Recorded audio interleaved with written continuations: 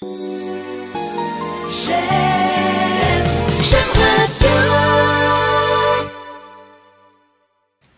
le maire de l'Armor, bonjour. Donc pour J'aime Radio, déjà je vous remercie de m'avoir donné cette possibilité de vous interviewer.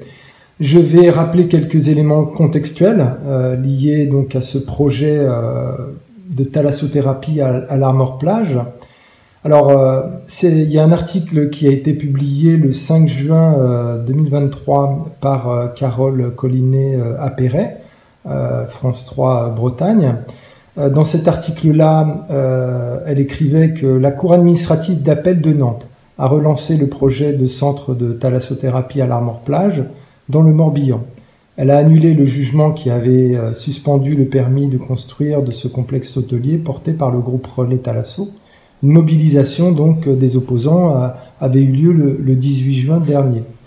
Donc la Cour administrative d'appel de Nantes a donc relancé ce projet de centre de thalassothérapie porté par la société Active Kerguelen, groupe Relais Thalasso, à l'Armor Plage, dans le Morbihan. Elle a annulé le jugement du tribunal administratif de Rennes qui avait suspendu le permis de construire de ce complexe hôtelier, premier élément. Pour rappel, donc, le complexe dénommé Folie Architecturale doit faire sortir de terre un hôtel de 4 étoiles de 130 chambres, 3 piscines d'eau de mer, 2 restaurants et des espaces de restauration sur les sites de Kerguelen pour un investissement total de 30 millions d'euros. Ce projet donc, avait été contesté par les associations de défense de l'environnement Tars Éole, les Amis des Chemins de Ronde du Morbihan, ACR 56, Bretagne Vivante et l'Union pour la mise en valeur esthétique du Morbihan. Et donc, dans un premier temps, ces associations avaient fait suspendre le permis de construire en référé en date de décembre 2021. En tout cas aux arguments que le projet allait s'implanter dans une zone d'urbanisation diffuse, c'est-à-dire être contraire à la loi littorale. C'est ce que, en tout cas, avait confirmé le premier magistrat rennais. La justice est revenue sur cette décision de première instance et elle a condamné dans un premier temps les frais irrépétibles, les frais irrépétibles à hauteur des 750 €. Et les opposants au projet ont appelé donc le 18 juin 2023 à une mobilisation. Qu'est-ce que vous pouvez nous dire par rapport à cette situation? Alors d'abord, ce que je voudrais dire, c'est que c'est pas un projet spécialement communal, c'est un projet qui intéresse l'ensemble de l'agglomération. D'ailleurs, la parcelle dont on parle n'est pas une parcelle communale, mais une parcelle de l'agglomération lorientaise. Donc ce projet, il est très ancien, il a quasiment 20 ans. Il y a eu beaucoup de réunions d'information, des réunions publiques, et c'est un projet qui a été élaboré au fil du temps, et parce qu'il a été considéré, à mon avis à juste titre, par l'agglomération, que c'était un outil structurant du tourisme, notamment du tourisme hôtelier, dans le territoire de l'agglomération. Nous partageons totalement cette analyse. Il faut être clair, la commune de l'Armor défend ce projet d'implantation d'une thalasso. Pourquoi? Parce que on est une commune de tourisme, elle est classée station de tourisme, et évidemment, il faut des éléments structurants pour favoriser ce tourisme et conserver le label. Il y a très clairement un déficit hôtelier à l'Armor Plage, donc c'était une bonne solution pour répondre à cette problématique, hein, d'avoir un nombre de chambres d'hôtel suffisant pour bien rester dans le label de station de tourisme, et aussi parce que, évidemment, une station balnéaire ou une station de tourisme doit avoir des équipements structurants pour répondre à l'attente de ce qui constitue pour nous une clientèle. Donc, très clairement, à l'inverse de la position qui est défendue par les associations que vous avez déjà interrogées, nous sommes, nous, très favorables, sans aucune ambiguïté, à ce projet, parce que nous estimons qu'il sert l'intérêt de la commune et qu'il sert l'intérêt général du territoire de l'Orient Agglomération en son entier. Donc, c'est très clair. On est en désaccord total sur l'approche même de ce projet. Bon, alors maintenant, D'un point de vue touristique. D'un point de vue touristique et aussi parce que on n'est pas une commune qui est faite que pour les petits oiseaux. On est là aussi c'est une commune qui est là pour accueillir des gens qui y habitent, qui y travaillent. C'est de l'emploi, c'est de l'activité économique. Et je vois pas pourquoi les gens n'auraient pas le droit de profiter de notre territoire. C'est pas parce qu'on veut protéger l'environnement justement. Voilà, l'environnement. C'est pas nous s'il y a bien une municipalité qui est très soucieuse de l'environnement, c'est bien la nôtre, puisqu'on a sacralisé tous les espaces naturels de la commune. Ça fait qu'on peut plus construire autre part qu'ailleurs.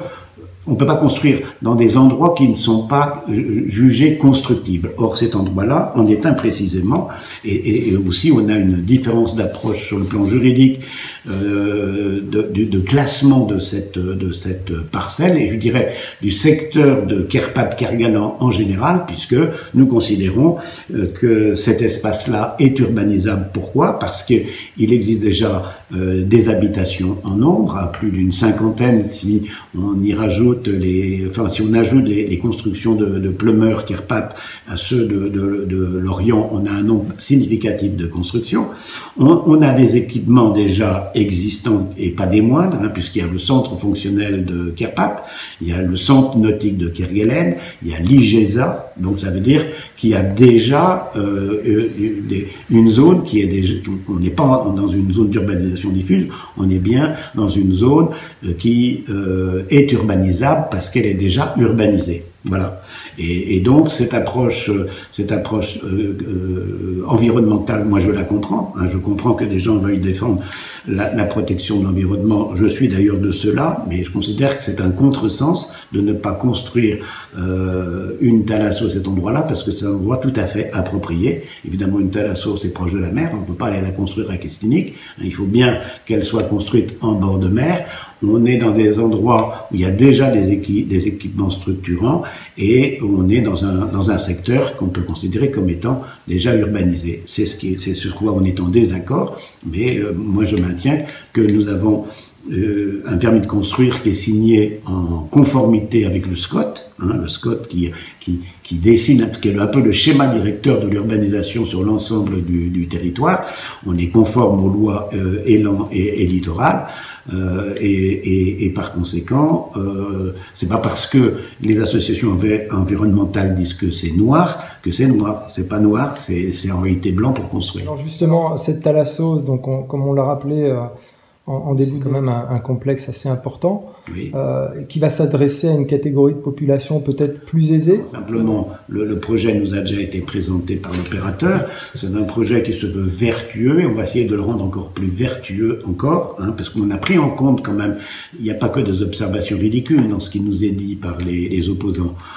Il y a une vraie, je pense que c'est tout à fait honnête de prendre en considération ce qui me paraît être vertueux, et notamment d'intégrer peut-être mieux ce bâtiment, peut-être de lui changer un petit peu à la marge pour qu'il soit plus intégré encore dans l'environnement. C'est la volonté réelle du constructeur, qui d'ailleurs envisage clairement de diminuer aussi le nombre de chambres, pour que précisément on laisse plus la place à la protection de l'environnement que dans le projet initial, qui a déjà maintenant 4-5 ans. Vous avez tenu compte en tout cas de certaines dispositions des opposants? En tout cas, nous, dans la mesure du possible, on tiendra compte. On a un permis aujourd'hui, s'il n'y avait pas ce recours auprès du Conseil d'État, c'est un permis qui est opérationnel, puisqu'il est purgé des voies de recours aujourd'hui, sauf celle attendue du Conseil d'État, le pouvoir devant le Conseil d'État, mais il n'en reste pas moins que l'opérateur aujourd'hui, s'il décide de construire avec le permis tel qu'il est, il peut le faire. Maintenant, je crois qu'on partage ensemble la même approche, c'est-à-dire prenons en compte ce qui nous a été dit sur l'environnement, et je pense qu'il est soucieux de ça pour intégrer mieux le bâtiment et aussi toutes les annexes à ce bâtiment. C'est peut-être là-dessus qu'on peut travailler, pour essayer d'intégrer à l'intérieur du parc, je dirais, des équipements périphériques pour pouvoir mieux les intégrer dans l'environnement général. Nous, on n'oublie pas qu'on colle le conservatoire du littoral, qui est un endroit, comme je disais tout à l'heure, qui est sacralisé. C'est quand même un projet important. mais aussi économique. Le personnel, tout naturellement, sera sollicité dans le territoire, et dans le territoire, évidemment, au plus proche de l'Armor. Donc c'est intéressant pour la commune d'avoir une activité économique sur son sol. Hein, c'est évident que nous, ça nous permet de maintenir l'emploi, de créer des emplois jeunes aussi. Hein, parce que la préoccupation d'une ville comme la mienne, c'est de voir les jeunes ne pas avoir d'emploi sur le territoire et puis s'expatrier vers d'autres métropoles. Donc c'est certainement une préoccupation qui est essentielle dans notre réflexion aussi, c'est de maintenir un emploi à valeur ajoutée sur le territoire. Et la Thalasso nous permet d'avoir des emplois qualifiés. Alors justement, par rapport à cette manne qui sera probablement embauchée, est-ce qu'elles pourront se loger aussi à proximité? D'abord, l'opérateur va répondre à cette problématique lui-même. Hein, je pense qu'il a dans le souci d'accueillir une partie du personnel, enfin notamment le personnel qui est en charge de la maintenance, de l'entretien, des soins, etc. Il a dans l'idée de trouver une solution d'hébergement sur le site lui-même. Et l'Armor Plage réfléchit avec la ville de Lorient à avoir aussi des bâtiments qui soient des bâtiments communaux permettant l'hébergement des jeunes actifs, des saisonniers, je dirais toute l'année. Hein. C'est le projet qu'on a de l'acquisition d'un fonds de commerce et d'un immeuble à Kérouas, hein, qui est un ancien hôtel. Et ça fait partie effectivement des problématiques qui sont celles de toutes les communes littorales et notamment la nôtre. Et notamment en termes de mobilité aussi? Alors en termes de mobilité aussi, parce que, comme vous le savez peut-être, il y a beaucoup de difficultés de recrutement aujourd'hui au titre des saisonniers, des emplois saisonniers. Hein, c'est une grosse difficulté que rencontre pas seulement la municipalité ou la Célor, mais aussi des opérateurs privés, des restaurateurs, des guinguettes, etc. Tout le monde court après le recrutement, qui s'avère compliqué. D'une part en raison de la cherté de l'immobilier sur les communes littorales, et d'autre part aussi en raison de l'augmentation des coûts du carburant. Avant on prenait facilement sa voiture, aujourd'hui c'est plus compliqué, c'est plus cher, et donc on essaye de trouver dans la mesure du possible des solutions d'hébergement au plus proche possible de l'emploi. L'accessibilité pour les personnes à mobilité réduite aussi, elle est pensée dans ce projet? Elle est pensée dans le domaine de compétences qui est le nôtre, au niveau de la municipalité. Oui, on répond à ça parce que tous nos chemins sont des chemins maintenant qui vont être protégés, qui permettront le passage des PMR, hein, y compris à travers le territoire du Conservatoire du Littoral. On pourra effectivement accéder, je dirais, à Kerguelen, à la Thalasso, au centre de rééducation fonctionnelle de Kerpap, en fauteuil, hein, donc ça c'est notre préoccupation. Pour le reste, la compétence en ce qui concerne les mobilités, ça ne relève pas de la commune mais de Lorient Agglomération, mais tout Lorient Agglomération a une politique effectivement qui va permettre la facilité d'accès à tous les endroits de vie aux PMR, enfin aux personnes à mobilité réduite, mais évidemment ce n'est pas de la compétence directe de la commune de l'Armor, ça. Hein, c'est les transports collectifs, c'est les aménagements qui peuvent être faits, mais toute la politique de Lorient Agglomération va évidemment en ce sens. Hein. Et pour nous, on est encore plus concernés puisque Pleumeur et l'Armor sont à toute proximité du centre de rééducation fonctionnelle de Kerpap, et on n'avait pas attendu ça, on n'a pas attendu la Thalasso pour commencer cette politique. Bien entendu. Si la plus haute juridiction vous donne tort, qu'est-ce qui se passe? Game over. Hein. Game over, nous, on trouvera d'autres solutions pour l'hôtellerie. J'en ai en réserve sur la commune, donc on sera obligé de trouver des solutions alternatives, parce que je ne veux pas qu'on remette en cause le label de station de tourisme de la commune au motif qu'on aurait un nombre, que nos solutions d'hébergement seraient insuffisantes. Donc évidemment, c'est une préoccupation qui va être la nôtre si effectivement cette Thalasso qui constituera aussi un grand hôtel ne se fait pas. Mais oui, c'est évidemment une problématique. On n'est pas une ville, on est une ville qui vit toute l'année, mais qui vit aussi de son tourisme tout l'été. Donc c'est nécessaire de pouvoir accueillir les visiteurs, c'est même indispensable. Si vous aviez un message à transmettre, ça serait lequel?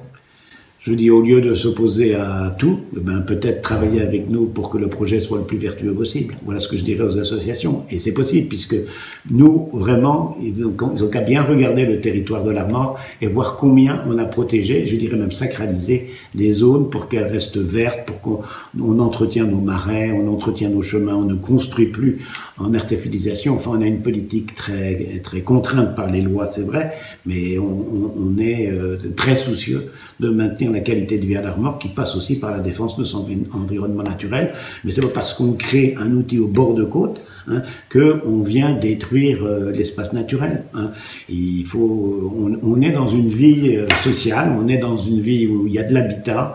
On a besoin de construire aussi, et je pense que plus un mètre carré de béton, plus un mètre carré d'artificialisation, c'est sans doute quelque chose qui est vertueux, mais c'est pas suffisant pour vivre. Merci beaucoup pour J'aime Radio, monsieur le maire. Je vous en prie.